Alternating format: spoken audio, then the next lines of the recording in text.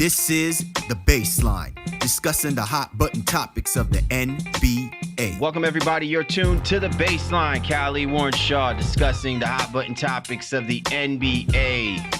As we blow through round one of the NBA playoffs, man, it has been lovely to watch, man. Some great games being played, but also that means that for the other teams that were not able to participate in this year's NBA playoffs, it's that time that the Baseline boys have to roll out our coveted segment, the Autopsy Reports. Yes, that's. I know they hate hearing it. I know that they dread that day, because that's why they want to keep playing, because they don't want any part of what we're gonna have to tell them, which is the hard, honest truth about what has happened to this team and what they're going to need to do moving forward. And so we enjoy this aspect of the show, especially because we love digging in a little bit more in depth with these teams and trying to figure out and pinpoint, the process of what it's going to take for these guys to start playing and competing at a high level to eventually put themselves in that conversation of playing in the playoffs.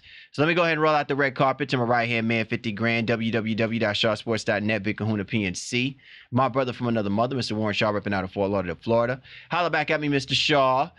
What were your first takes so far of games that have been played in the first round of the NBA playoffs? Chaos. The NBA weekend, first weekend of the playoffs has just been chaos, especially with multiple teams, lower seeded teams getting those wins, on the road. That's just why you love this game, man. It's just you just never really know. Some of the things we said already, we can say, kind of came to light, especially in that Philadelphia series. We said that Philadelphia really didn't want any party about that. They didn't want to see Brooklyn, and Brooklyn came out there. That bench scored 59 points in game one, and set a franchise record for that. And just great games overall, man. So just chaos. I love the NBA, bro. Well, listen, if people had an opportunity to listen to our previews, we had talked explicitly about why a lot of these top seeded teams should not be sleeping on the lower seeded teams that they'll be playing against in this first round. It's not a question of us not feeling confident that the top seeded teams are going to walk away and move on to the next round. It's how much damage could actually be done by the lower seeded teams. Can they sustain upset defeats through the course of a 7-game series? And if you watch these games, a little bit more in depthly, you will begin to understand that if the Brooklyn Nets keep playing this kind of basketball, we're going to be talking about the Philadelphia 76ers being upended in a controversial way. I mean, more controversial than the nonsense that we saw with Amir Johnson having a cell phone, on the bench, messing around. Like, we can sit here, we can comment and meme that person to death or whatever the case may be. But it just speaks, Shaw, in light that in the playoffs, things are heightened at such a high level. The scrutiny and the room for error for some of these teams, even the top seeded teams, you will get lit up if you're not playing at the level people expect you to be playing. And so I just think that a lot of these teams need to go back home, go back to the drawing board, and get their mind right. Because if you get knocked out of the first round, like the Portland Trailblazers last year got knocked out by the Pelicans, we're going to be very salty, on one end of it, but on the other end of it, the analytics aspects of us, we're going to be sitting here saying, yeah, maybe a lot of you guys are fooling our eyelids, and the numbers are now catching up with the fact that you're just not ready to play at this type of level, and changes are going to have to be made. Well, changes will always have to be made if you don't come with the requisite focus that's necessary to beat your opponent, and you just have to respect it. Any team, no matter what your record was against them in the regular season, no matter how many years they haven't been in the playoffs or whatever it is, and no matter what your expectations are for yourself, respect of your opponent and that effort needs to be put forth in all aspects. And while health might be playing a factor in many of these playoff series as well, I think the higher seeded teams are the higher seeded teams for a reason. And they have the upper advantage. But if they don't take these other teams seriously, and if coaches are too stubborn to make adjustments, even in game, not just game to game, but in game adjustments, then they will find themselves being, dismissed. So this is not just to pick on the Philadelphia 76ers or the Toronto Raptors or even the Denver Nuggets, who suffered upset victories or upset losses rather on their home floors. But it's just something I think you'll see as a common tenor throughout the NBA playoffs. Yeah, well, the two adjustments definitely need to be made in that Raptors series, man. Somebody needs to talk to Kyle Lowry okay? Because he can't be having that kind of effort that he had, like he did. I understand that this has been the jinx that's been going on with him with the playoffs. But he's got to offer something else if his offensive game is just not there. And somebody needs to talk to Nick Nurse about that first round outfit, man. That's just, I'm sorry, that's not working. We were just talking about this too, man. He looks like one of those, he looks like your third grade science fair teacher, man. Like he did not look like, someone that wanted to be on the court, ready to coach, a professional basketball team in the first round of the playoffs, man. I felt like bringing him my third grade, science project, to the arena with him. So wow. I'm sorry, man. That suit wasn't hitting it for me, man. The suit wasn't hitting for me. Maybe that's his blend, that's his style, man. But that wasn't speaking like. I mean, it was kind of cool. He had the little patches inside the jacket, but I would rather have seen the patches on the outside than seeing that configuration pattern on the outside of his suit, man. It was rough to look at. Okay, good. He's got to patch up Lowry's offense first before he patches up that suit. Drake is the ambassador over there. He can go holler at him, talk, get him some fashion tips. We got the number of suit supply for Nick Nurse, man. All right, listen, we got a great show on tap for everybody. As we said before, this is the Autopsy Report. So we're going to start digging in on teams who did not participate in this year's playoffs. And listen, there's two teams that are going to stand out front and center. If it wasn't about the playoffs, it certainly is about the Los Angeles Lakers and the news that they've made over the last 72 hours. So they are definitely on the top of our list of kind of digging in and giving you the ME's report about what's going on with that team. And then we're also going to be talking about the New Orleans Pelicans, who have made some very interesting moves. And clearly the biggest move of all is what are they going to do with Anthony Davis? So once again, we appreciate you and yours for tuning in with us here on the Baseline NBA podcast. As always, get at my man Shaw at Shaw Sports NBA. Get at me at GameFace Lee, the show's Twitter handle at NBA Baseline. You know where to find us. We're all available on all the major platforms. We always encourage you to find a platform that is of your listening pleasure. Download the Baseline NBA podcast, kick back, relax, allow us to be your go-to resource discussing all things happening in association. You can also catch us exclusively on Tuesday mornings, 9 a.m. via through Dash Radio. If you ain't heard about Dash Radio, then you are sleeping under a rock, my friend. Dash Radio is one of the premier online and also one of the premier radio stations. It's happening. The Nothing But Net Radio Network 24/7, Tuesday mornings, 9 a.m. Put us down. We'll get you ready for the NBA. You know how we do, and you know how we roll. Let's get this thing started here on The Breakdown. Time to break it down to the bone gristle. Time now for The Breakdown. Kyle Lee, Warren Shaw, Baseline NBA podcast. My man Shaw and I, we've been doing this for the last couple of years now. It's that time of the year. They're dead. What? Who's dead? My team is dead! They knew we were coming, man. They knew we were coming. They're dead! They're all dead! Where those teams that do not participate in the NBA playoffs, we got to give it to them. We got to roll them out. We got to put them inside that locker, the slab, put them on the slab. It's time for us to dig in and get into our autopsy reports. And the first team that we're not wasting any time with having this conversation, that we got to, break out the scalpel, dig into the mind of those that are running the Los Angeles Lakers organization.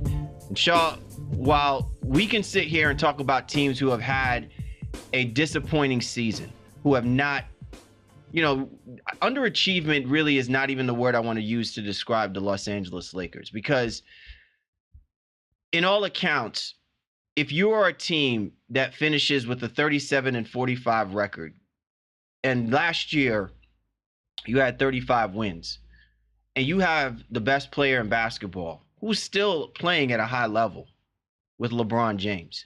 So that means to tell me that when you brought LeBron James on this team, he was only able to give you a +2 win differential. I've never heard of that for anyone who we talk about as legendary as LeBron James in this era of basketball. And in most cases, with a player who's putting the numbers that he put up, which I think was 28, 7 and 7 again this year, it's kind of odd, puts me in awe about where the dysfunctionality really begins.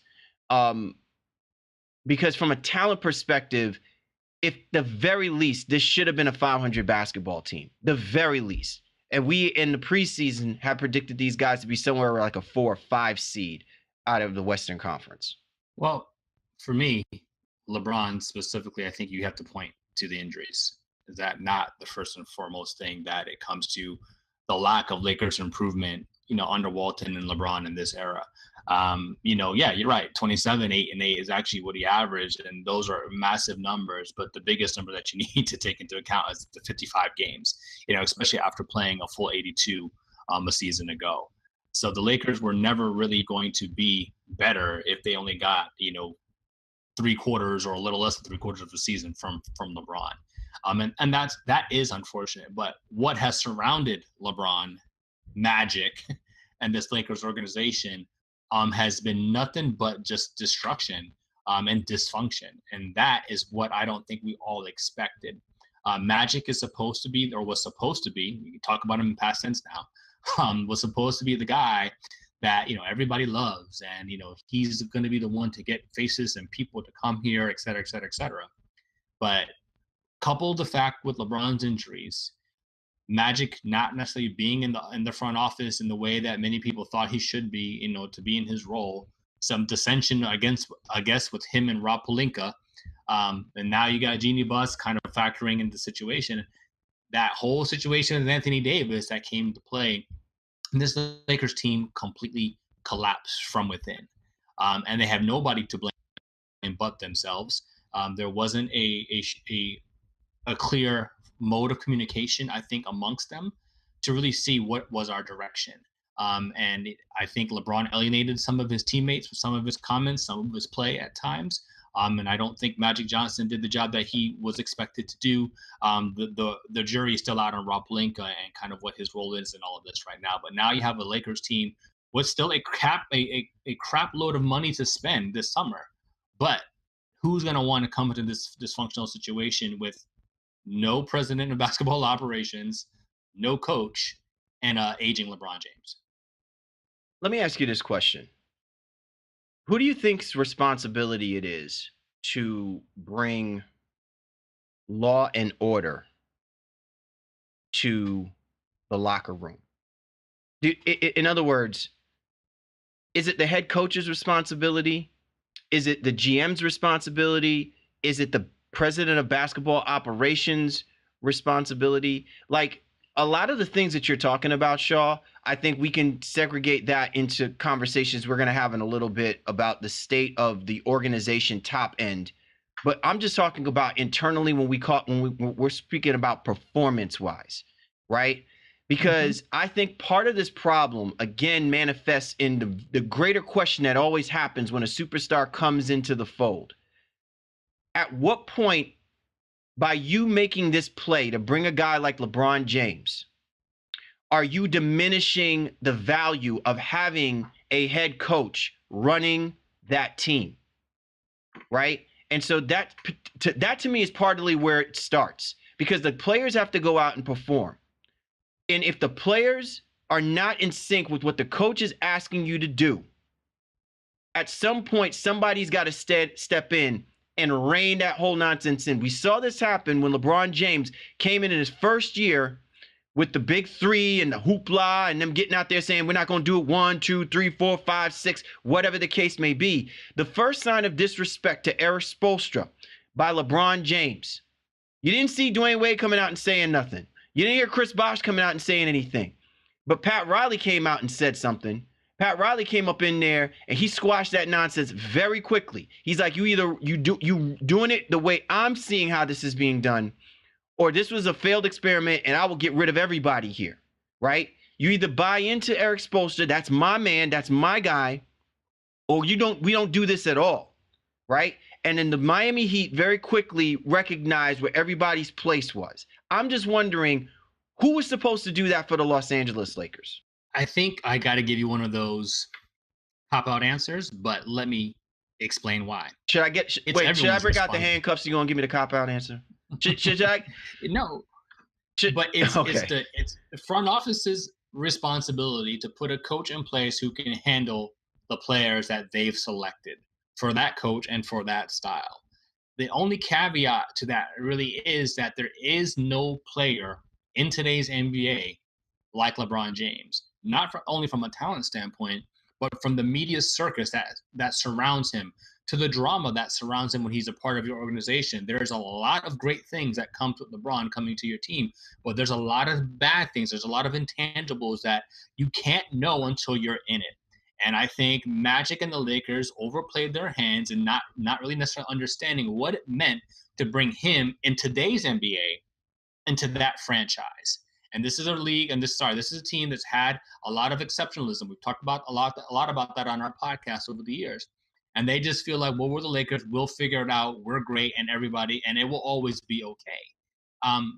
So in short, the general manager or front office is supposed to put people in place that can get the locker room under control. But you bring LeBron James into the locker room and at some point potentially select his own coach that he can quote unquote puppeteer, and then he and that coach co-manage that locker room. That's what it is. And that's where the Lakers they just miscalculated what this whole season was going to be. And maybe a lot of us did, thinking, all right, well, maybe LeBron, he could acquiesce a little bit because it is Magic and Magic would be able to get into his ear. But whether or not LeBron liked Luke Walton, I think there's still a lot to be said about whether the rest of the team liked Luke Walton, and I think they did. But if LeBron, as the head of the snake, so to speak, was not in favor of Luke being in there, and then that causes a rift between Magic and he and that triumvirate, so to speak, then the Lakers were doomed to fail. So that's my answer, man. It's like it really starts from the top and it trickles its way down. But Luke Walton was there, pretty much before all of them, and he just kind of got a raw deal when all was said and done. But if this was, to your point then, Shaw, if this was about, putting the necessary pieces in place so that LeBron James can function at a high level, minus whether or not he got injured, then the fatal miscalculation between Magic Johnson and Rob Pelinka is that they didn't put the coaching staff that LeBron James would have been comfortable with, or they didn't set the parameters properly.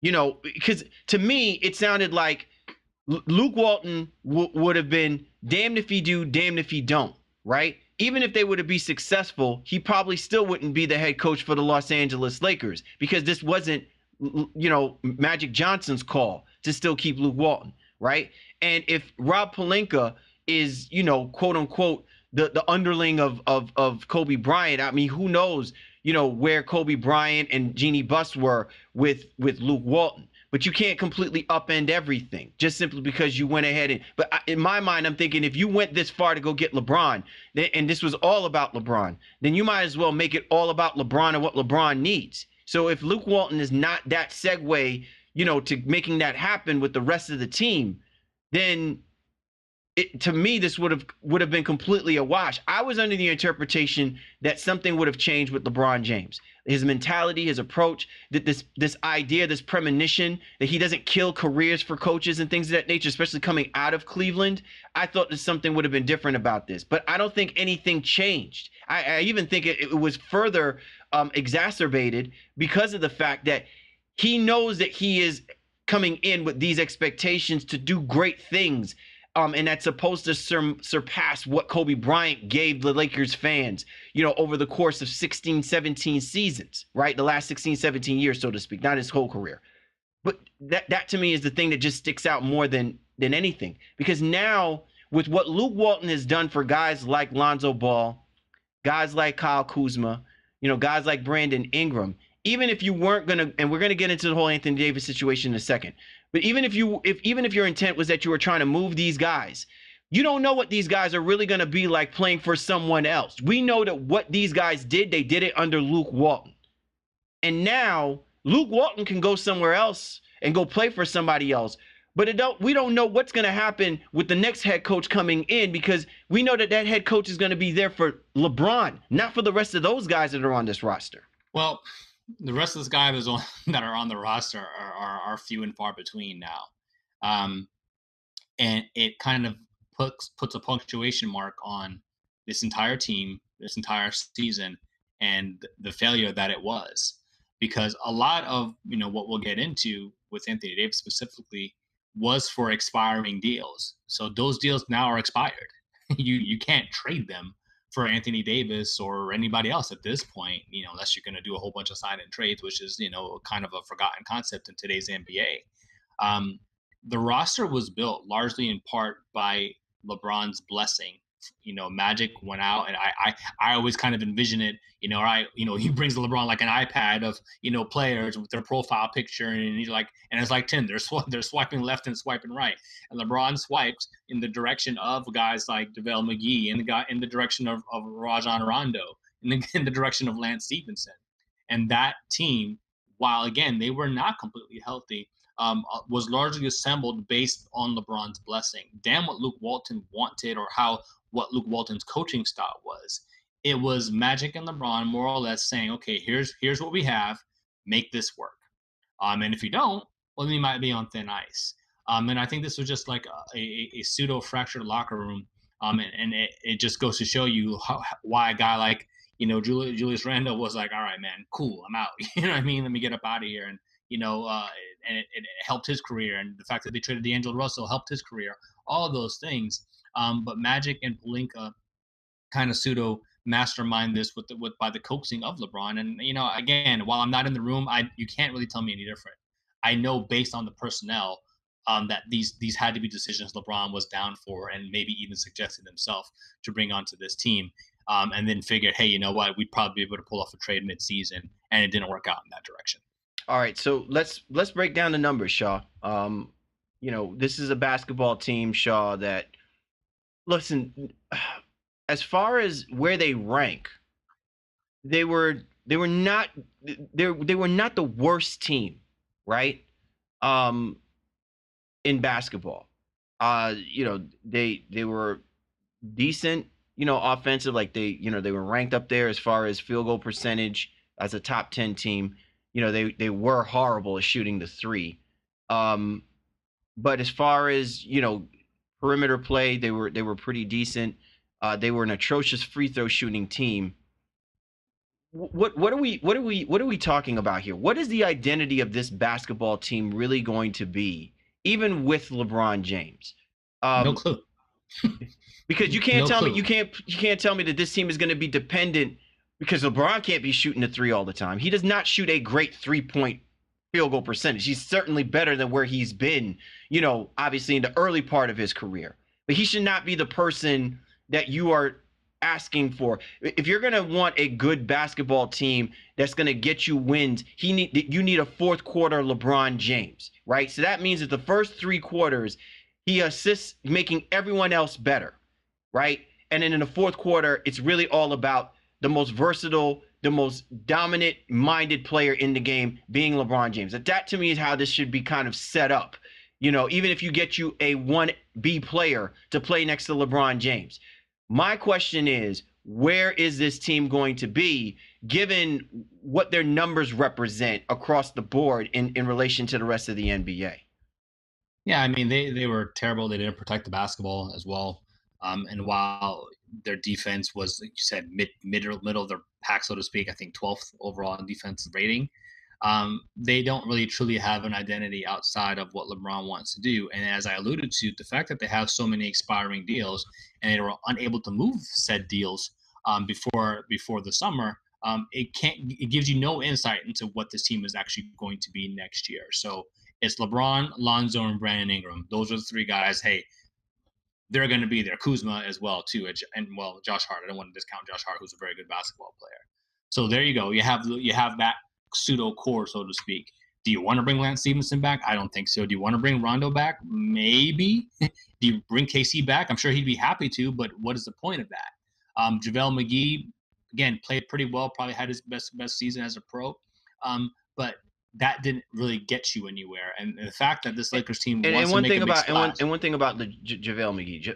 JaVale McGee has proven to me, I don't know if you feel this way, Shaw, because I don't want to lose this point about him.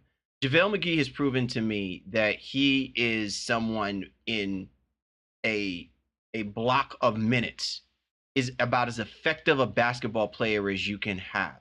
But you cannot rely on him to be the quintessential 5 player that you take from wire to wire, where even if you bring him out at certain points in the game, you bring him I don't think you get, a guy who will incrementally be better. right? You know how you got certain players like a DeMarcus Cousins. If you pull him out of the first quarter and then you bring him somehow in the second half of a game, he may actually play better than how he played in the first half. Maybe it's more mental than it is about the skill set. But with JaVale McGee, you don't really see that. The guy has some range here and there, but he's not someone that incrementally gets better as a game goes along. And I think you have to have that expectation about the kind of personnel that you're putting in situations like that. So to me, I think JaVale McGee is a good role player. I think he's proven that more than anything. Or he's a good effective player that you get maybe the first half of the game. But don't ask this guy to come out and do this for you for 4 quarters, because he's just not built like that. Not that I've seen. And that's not a diss. Some coaches know how to mask a player and put them where they could be the most effective for their basketball team. And the Lakers, if they're going to keep McGee, they need to keep that in mind. I don't necessarily. I think with McGee, he played 22 minutes per game this year, average career high in points. So I think they understand what the role is supposed to be. And I remember we spoke to our guy Jabari in the preseason about what the Lakers' expectations were, how much small ball 5 LeBron would play. We'll see Kuzma at some 5 as well too, because we knew McGee, just even because I think he has some health issues or I have asthma or something like that, isn't even able to really play a long since anyway. But I think it's a good point, but I don't want to overstate it simply because, again, I think they know what they have in him, and he's not a building block of any team, let alone the Lakers. LA stands at a point right now where they have $66 million in committed cap for next year, and they have an attractive market, but they have dysfunction. So the biggest problem I see for them right now is go ahead. No, but Shaw, but I guess to me the point is let's not understate the importance of having a legitimate 5 that you can have on the basketball court. Because 22 minutes of JaVale McGee is still not enough for the Lakers to improve upon their front court defensive play, right? You've got the Nurkic's, you've got the Jokic's of the NBA in that Western Conference, wherever Anthony Davis might wind up playing at. Karl Anthony Towns, they will continually be abused at that 5 position, that 4-5 position, unless they've got somebody that they can lay their hat on to fill in those gap of minutes. And I think sometimes they understate it by just throwing, like they had Tyson Chandler. What was the point of having Tyson Chandler? Was to fill in the gap of minutes that they weren't going to be able to sustain with JaVale McGee. So that to me is something that I think is being continually overlooked by this basketball team, since the failed experiment with Dwight Howard. Well, that may be true, but I mean, my only counterpoint to that is you bring him back. He's 31 years old, so no doubt, but he also signed at the veteran minimum last year. You think he re-signs again for the veteran minimum after the season he had? So now, how much is JaVale McGee worth to you? So is he willing to just take the stability and say, hey, I'll stay here. I know I'm going to get my 22 to 26 minutes a night, and I can be productive and be a quote unquote stabilizing force? Or does he say, hey, I'm 31 years old. I need to go out here and try to see if I can get a big deal based on the best season I've had in a long time. I think the Lakers are going to have to answer all those questions, and so will JaVale McGee. But it's interesting because they have bigger fish to fry. They have some money, but I don't know how they're going to attract people to this market. And with all the reports saying that Kawhi does not want to play with LeBron, KD doesn't seem like he wants to play with LeBron. I don't know who else you're going to be able to get.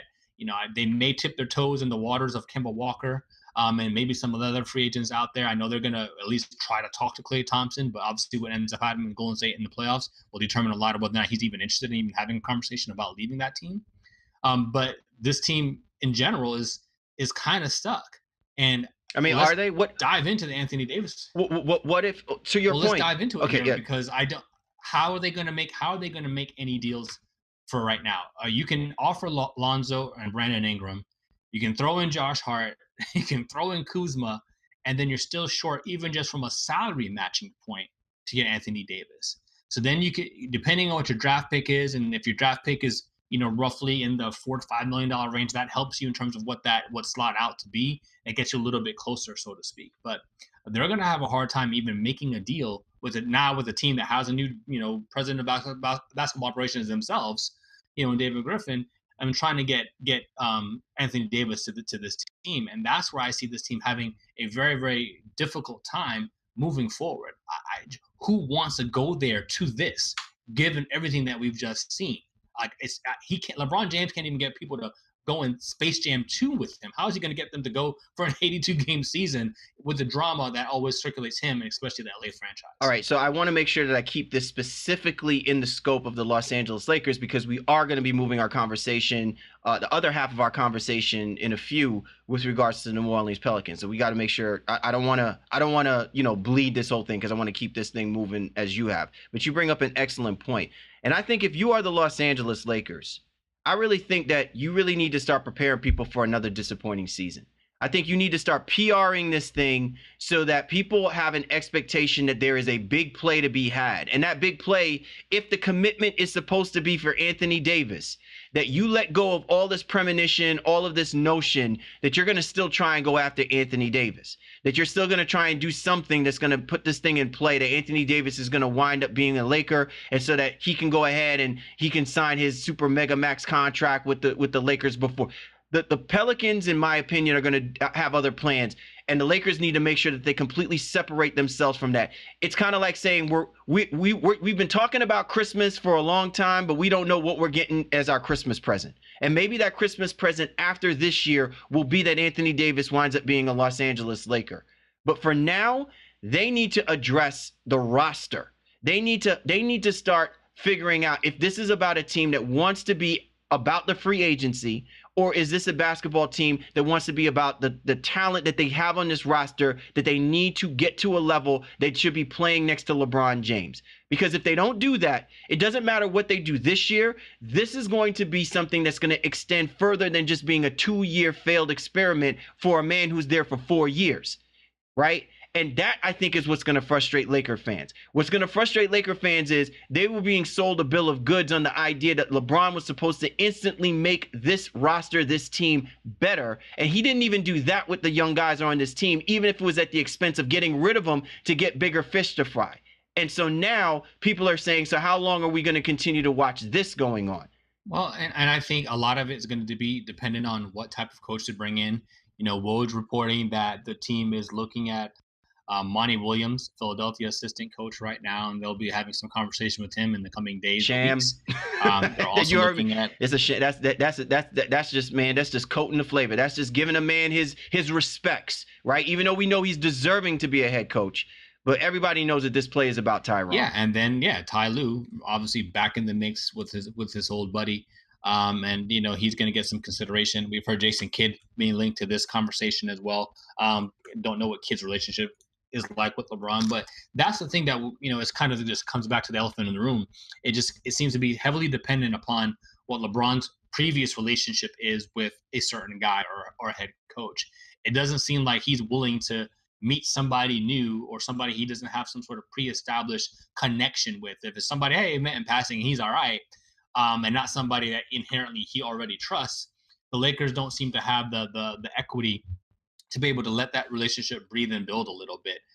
And that's why you're going to kind of see names that are, I guess, already sort of pre-established, if you will. But the Lakers have this history, and LeBron may be making them change it some, but they have this history of just kind of going with the good old boys, like people who they already know. And I guess for a time that served them well, but they need to go out here and find a damn professional. They need a headhunter to get them a true executive and get them some real professionals in terms of even the coaching position. And it's not a knock against Ty Lue. Just because Ty Lue gets along with LeBron doesn't mean Ty Lue's a great coach. And I know we've gone back and forth about that. I've even caught some slack on my Twitter about it. I just don't think he's amazing. But he happens to get along with with LeBron James. So hey, he gets a job. And he'll get some consideration for this one here. This Lakers team is again, it's in a little bit of a free fall. And I don't know that Monty Williams, Ty Lue, Jason Kidd, or anybody is necessarily going to be the answer. It's who's going to be able to put a system in place. And then can LeBron, because I guess he's going to have to be the chief recruiter here, and Pelinka find ways to get guys to be committed to this Lakers franchise, and whether that not be top tier, are there second tier guys? Can they go after a Vucevic? Can they go after a Chris Middleton and try to build that way? DeMarcus Cousins, and I don't think he's second tier, but coming off the injury, maybe somebody like that. Maybe those are names they can go after, but I don't know, man. I'm very bullish on what the Lakers are going to be able to do. All right, final question for you, Shaw. Out of the guys that we see on this roster, last year's Laker roster, who has the magic elixir to overcome all of this chaos and still wind up being a successful player for the Lakers organization? Unfortunately, in some ways, I believe it's Kuzma. He's shown the ability to like really naturally be phased. Whether he's coming off the bench, whether there's drama surrounding him or not, he seems to be kind of pretty cool-headed, if you will, and just still thankful and relishing in the opportunity to be a basketball player and to be a contributing basketball player, getting meaningful minutes. Ingram is still very talented. Well, I think we all know how we both feel about Ingram. But even in this mental space, even just as a result of like the fight and stuff that we saw this past year, and not to say he can't grow from that. I mean, he's 21 years old, for God's sake, and he's obviously going to be a better professional as he moves forward. But if you're asking me right now today, I think Kuzma has the mentality as well as the talent to just whatever is happening there to still be productive. While I think guys like Ingram and Lonzo Ball, they kind of have the ebbs and flows of based on maybe how they're feeling and some of the distractions that may be surrounding the team in general. All right, the Los Angeles Lakers finished the season with a 37-45 record, 10th in the Western Conference.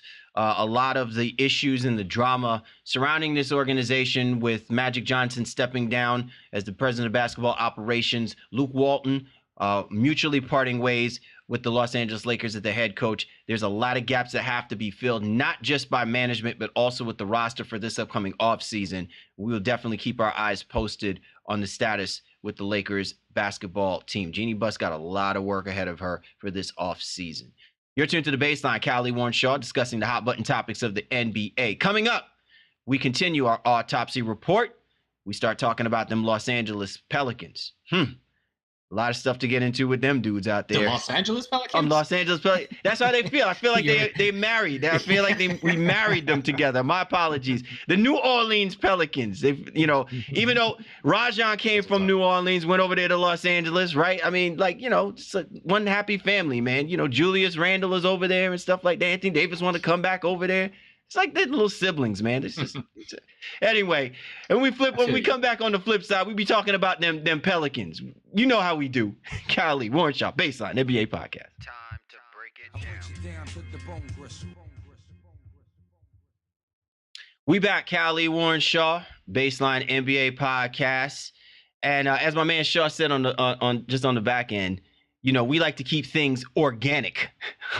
So let's organically get into how we bury the New Orleans Pelicans, who finished the season with a 33-49 record, 13th in the Western Conference. Alvin Gentry, the head coach, Dell Demps, who was excused from the as the GM for the New Orleans Pelicans, Shaw. And so now some late breaking news over the last few days. The Pelicans were on the search for a GM, and they found that in former GM of the Cleveland Cavaliers, David Griffin. I don't know how you want to put this, Shaw, when we look at this basketball team. If this is a gem of a hiring for the New Orleans Pelicans, or this is something where, we see that the Pelicans might be trying to do right by the situation, but things can just go oh so wrong if this doesn't play itself out properly.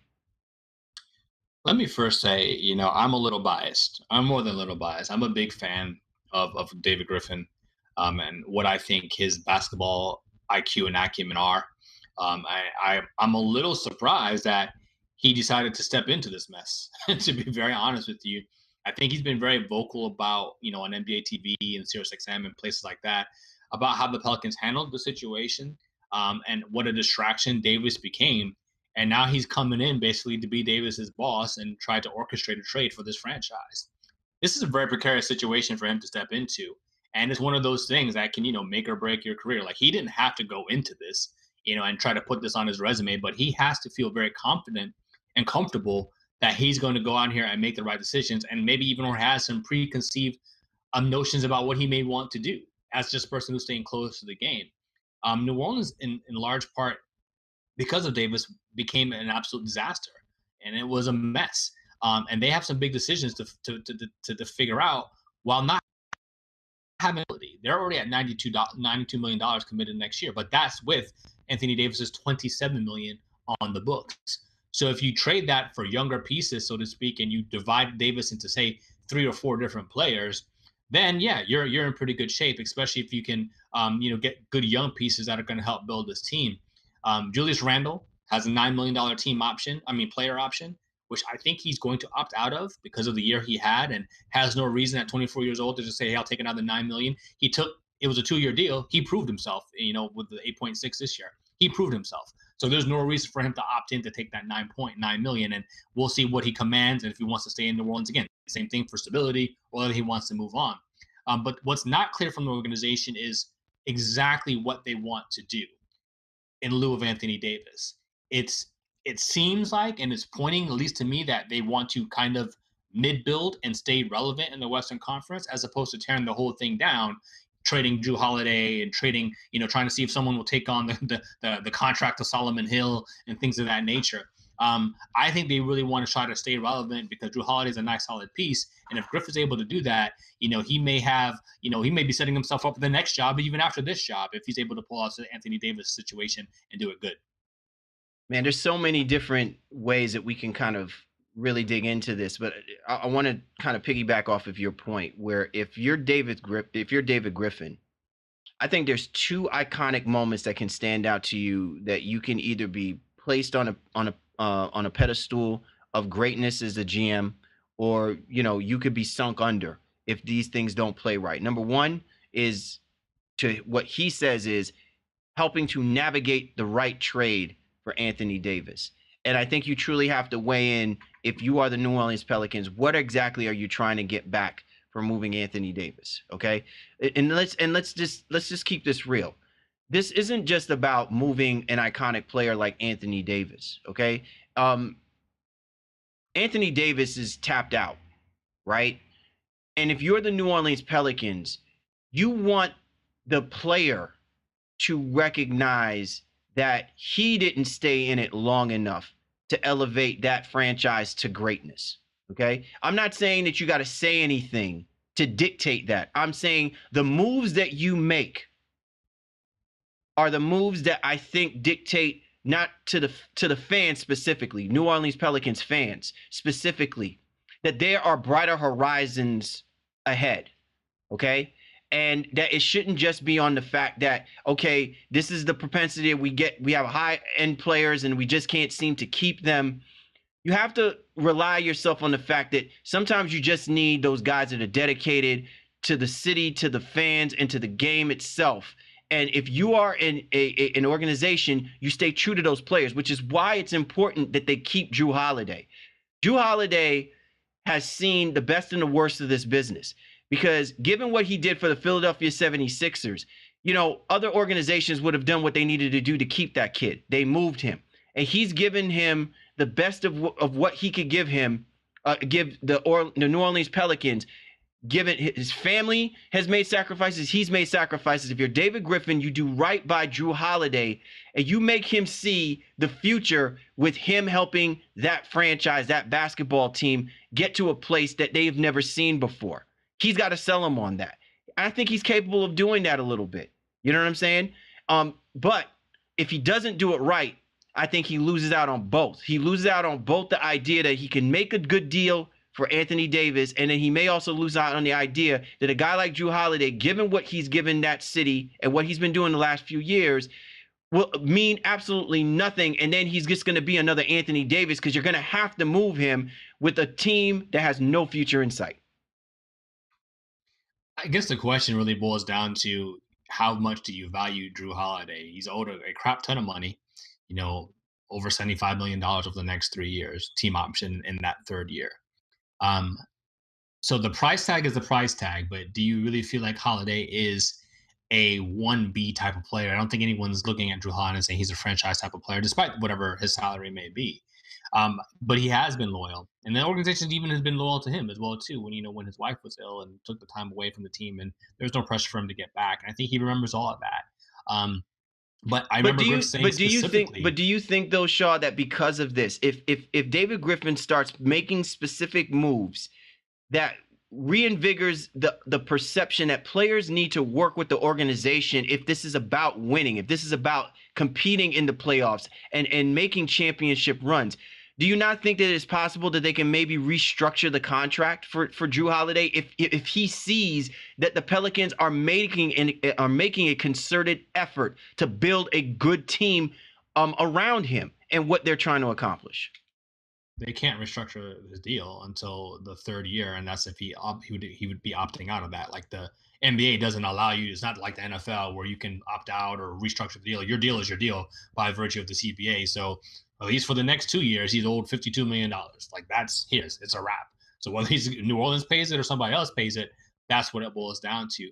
But Griffin more or less said that he's a fan of Drew Holiday, and he can handle the situation with Anthony Davis was a disservice and a discredit. That it was a slap in the face to Drew Holiday, who was going out there busting his ass and giving his all for the organization. And here you have Anthony Davis like, oh, I'm going to play a couple minutes, or I'm not going to play tonight, or whatever it is. He felt like that did Drew Holiday a disservice. So in the eyes of Griff, I already know that he feels pretty highly about Drew Holiday and holds him in pretty good regard. And he's going to try to figure out, how they can build around him. But again, it goes back to the other question that I was alluding to, is like, all right, well, Holiday isn't really a franchise. He's a very good basketball player. He's not a franchise type guy like Anthony Davis is. So can you kind of get the sum of parts, if you will, in an Anthony Davis trade to surround Holiday and maybe with somebody who could potentially be a franchise player? And we don't know who that may be. Obviously, we've talked about the LA Lakers and what they'd be able to offer. Ingram, Kuzma, Josh Hart, Lonzo Ball. Don't know if Griff likes any of those pieces. I think he's more amenable to the package that Boston would potentially be able to offer.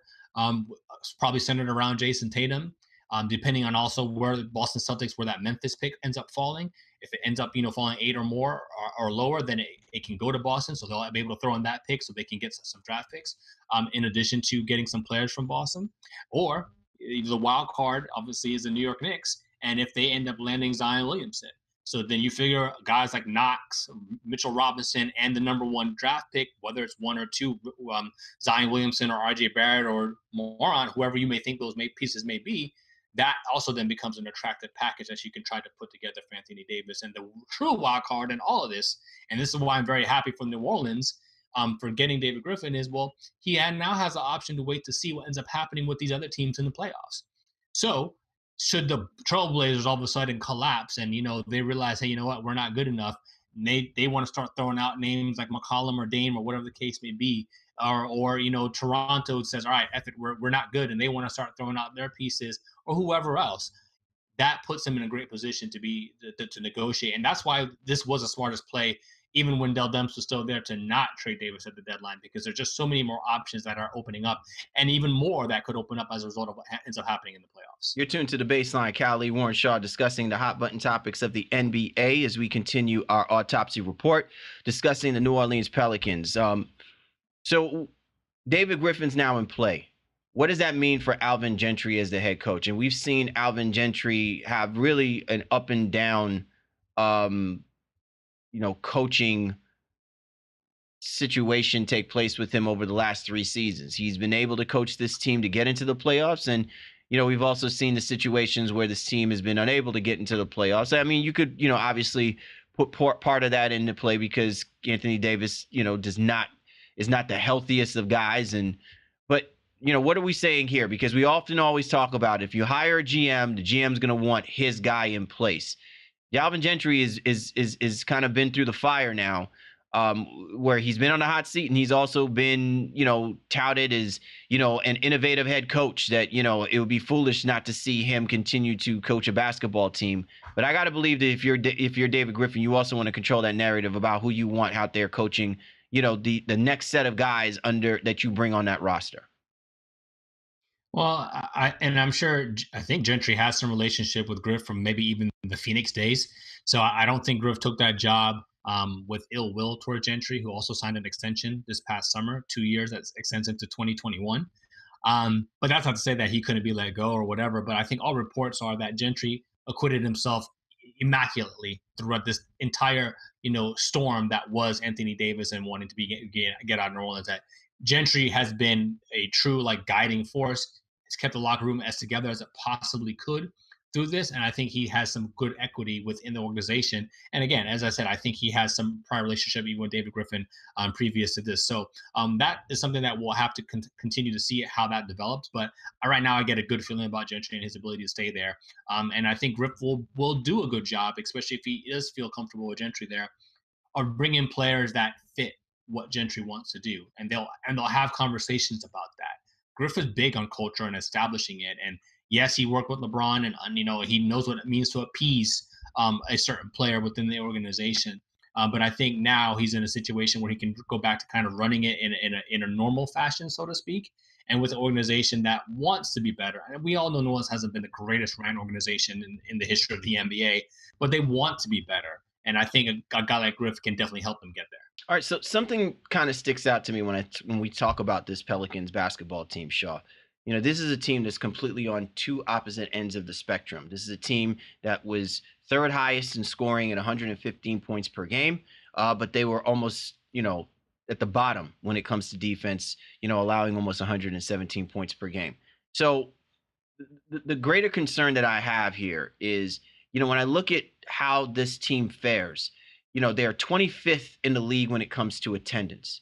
And I think that, to me, what sticks out when I think about this is to have this much of a disparity in a time where offense is what brings people to watch the games, jacking the three, and all the excitement of scoring the basketball.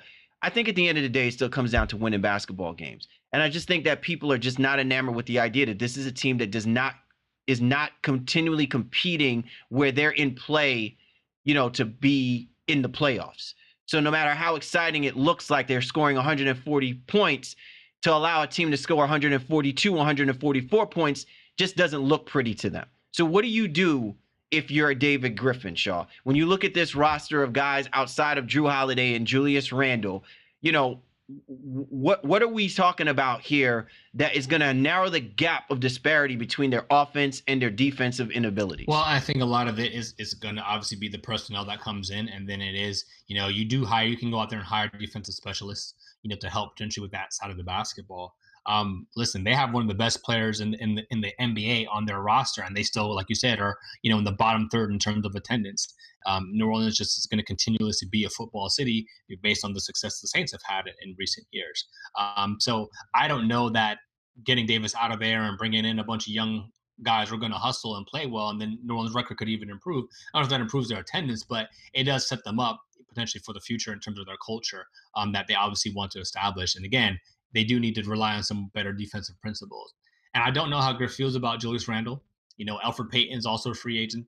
They acquired Stanley Johnson at the deadline, probably not going to be retaining his services. They have Ian Clark. All these guys are all going to be free agents. They have a team option on Jahlil Okafor, who played well when he got the minutes, stayed relatively healthy this year because he didn't play a lot of minutes to begin the year. So they have a lot of questions. They do, like so many teams that we'll cover here in the autopsy report. But this is what makes it so intriguing. And I think Griff has a wide variety of angles he can go with, but not a whole lot of money to play with as well too. So he has roster spots to fill, an unhappy franchise player / superstar that he has to trade. And a team and organization has been reeling for the last 2 years. So I want to see how it goes, man. But I really do believe that they do, like you said, they need to get some guys with some defensive mindset, but I also need to get some guys that are younger, but that can kind of bud into potential all-stars, maybe not superstars, but definitely all-stars to bring this team into the next generation.